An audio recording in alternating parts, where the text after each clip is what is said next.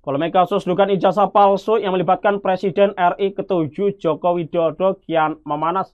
Baru-baru ini seorang advokat senior asal kota Surakarta, Muhammad Taufik, berencana melaporkan mantan Menko Polhukam Mahfud MD ke polisi. Taufik melaporkan Mahfud MD karena dinilai telah menghina pengadilan atau contempt of court. Mengenai sosoknya Muhammad Taufik, diketahui seorang advokat senior asal kota Surakarta yang merupakan lulusan Doktor Ilmu Hukum dari Universitas 11 Maret Surakarta. Sepak terjang Taufik di bidang hukum pun cukup mengesankan. Ia tercatat pernah memimpin DPC Peradi Surakarta periode 2007 sampai 2011.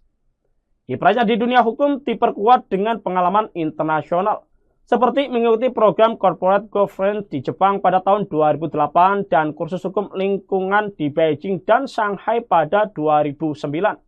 Taufik juga aktif dalam advokasi kasus-kasus struktural dan pernah tampil dalam program Kick Andy pada Februari 2010 dengan topik peradilan sesat. Di samping itu, ia juga dikenal sebagai penulis sejumlah buku kritis tentang hukum, di antaranya Terorisme dalam Demokrasi, Moralitas Penegak Hukum, dan Advokat Profesi Sampah, hingga Small Claim Court, berperkara di pengadilan tanpa pengacara. Taufik sendiri juga menjadi salah satu penggugat ijazah Jokowi. Taufik resmi mendaftarkan gugatan dugaan ijazah palsu Jokowi di Pengadilan Negeri Surakarta pada Senin 14 April. Kini Muhammad Taufik dikabarkan akan melaporkan mantan Menko Polhukam Mahfud MD ke pihak berwajib. Hal itu didasari karena Mahfud MD berupaya untuk mempengaruhi kerja pengadilan terkait proses hukum kasus ijazah Jokowi. Adapun pelaporan tersebut rencananya akan dilakukan Taufik pada Jumat 9 Mei ke Polresta Surakarta atau Polda Jawa Tengah. Taufik mengkhawatirkan keterkenalan Mahfud MD di publik juga mampu mempengaruhi putusan hakim terkait gugatan ijazah Jokowi yang dilayangkannya ke Pengadilan Negeri Solo.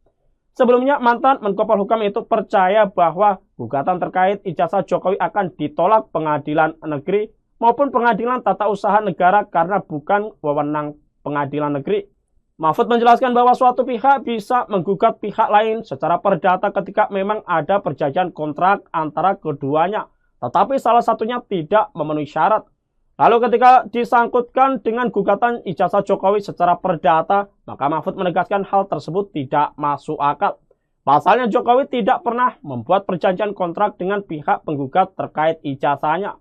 Sehingga dengan aturan di atas, Mahfud mengungkapkan ketika pengadilan justru menerima dan memutus gugatan tersebut, maka hal itu melanggar aturan peradilan.